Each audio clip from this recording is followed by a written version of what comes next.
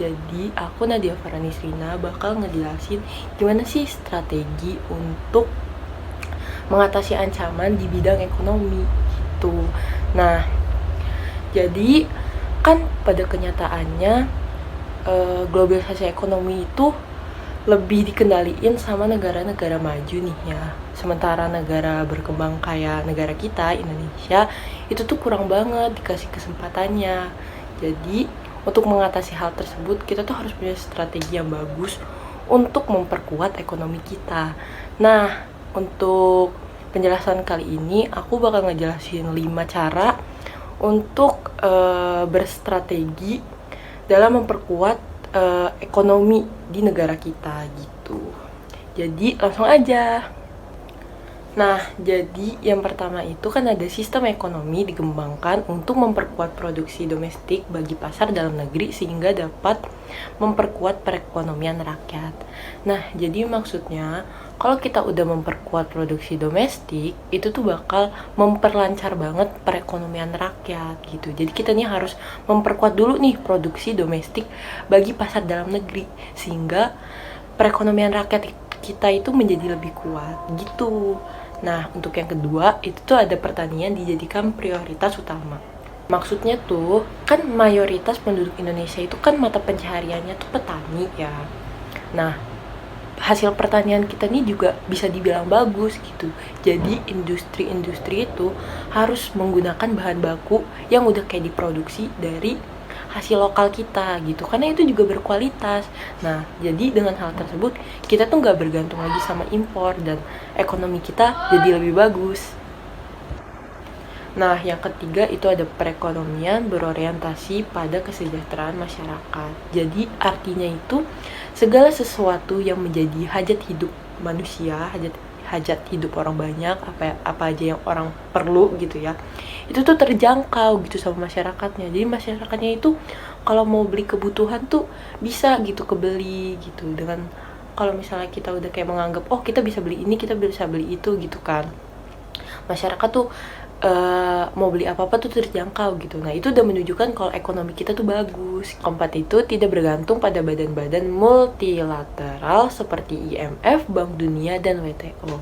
Sebenarnya nggak apa-apa banget kita tuh kayak berhubungan sama IMF, Bank Dunia, atau WTO, tapi nggak boleh sampai bergantung gitu loh. Kita harus percaya sama apa yang kita punya, mengandalkan apa yang kita bisa bikin, yang kita produksi gitu.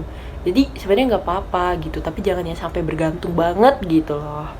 Nah, yang kelima, yang terakhir, ini ada mempererat kerjasama dengan sesama negara berkembang untuk bersama-sama menghadapi kepentingan negara-negara maju. Seperti yang aku jelasin pertama tadi, kan globalisasi ekonomi ini lebih dikendalikan sama negara-negara maju kan. Nah, untuk negara-negara berkembang seperti Indonesia atau negara yang lainnya, kita tuh harus kerjasama gitu biar kita tuh bisa bersaing sama negara-negara maju, dan kita kayak bersatu terus bersaing itu tuh lebih mudah gitu. Dengan itu bakal lebih mudah untuk memperkuat ekonomi negara kita gitu.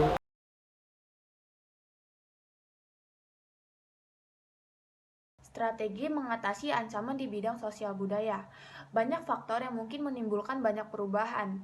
Faktor-faktor itu berasal dari dalam maupun luar.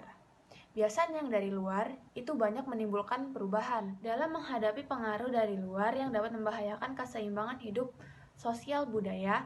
Bangsa Indonesia harus memelihara keseimbangan dan keselarasan fundamental, yaitu keseimbangan antara manusia dengan alam semesta, manusia dengan masyarakat, manusia dengan Tuhan, keseimbangan kemajuan lahir dan kesejahteraan batin.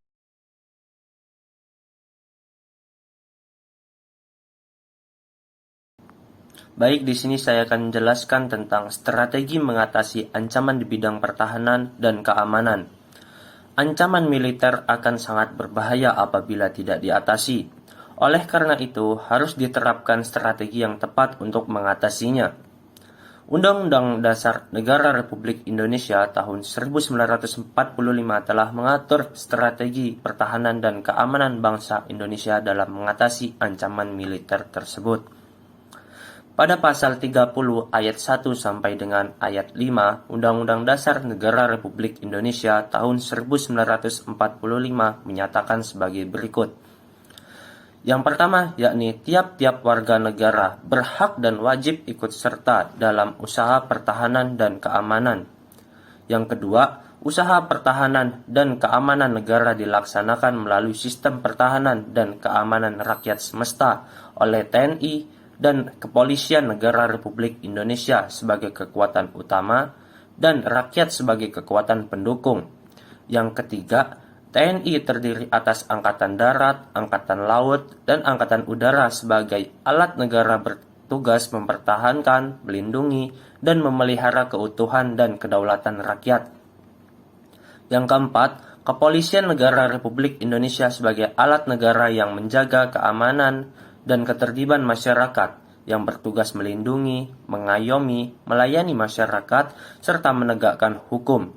Yang kelima, susunan dan kedudukan TNI, Kepolisian Negara Republik Indonesia, hubungan kewenangan TNI dan Kepolisian Negara Republik Indonesia di dalam menjalankan tugasnya, syarat-syarat keikutsertaan warga negara dalam usaha pertahanan dan keamanan negara, serta hal-hal yang terkait dengan pertahanan dan keamanan diatur dengan undang-undang. Sistem pertahanan dan keamanan rakyat semesta pada hakikatnya adalah segala upaya menjaga pertahanan dan keamanan negara yang seluruh rakyat, segenap sumber daya nasional, sarana dan prasarana nasional, serta seluruh wilayah negara merupakan satu kesatuan pertahanan yang utuh dan menyeluruh. Dengan kata lain, penyelenggaraan sistem HAM rata didasarkan pada kesadaran akan hak dan kewajiban seluruh warga negara, serta keyakinan dan kekuatan sendiri untuk mempertahankan kelangsungan hidup bangsa dan negara Indonesia yang merdeka, bersatu, berdaulat, adil, dan makmur. Sistem pertahanan dan keamanan negara yang bersifat semesta bercirikan sebagai berikut.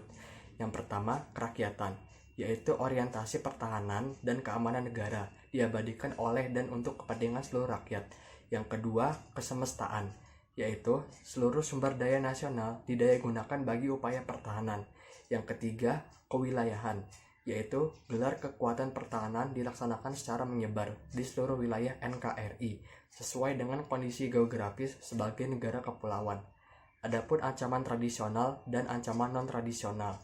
Berdasarkan analisis lingkungan strategik, ancaman militer dari negara lain atau ancaman tradisional berisi invasi adalah militer dari negara kecil kemungkinannya.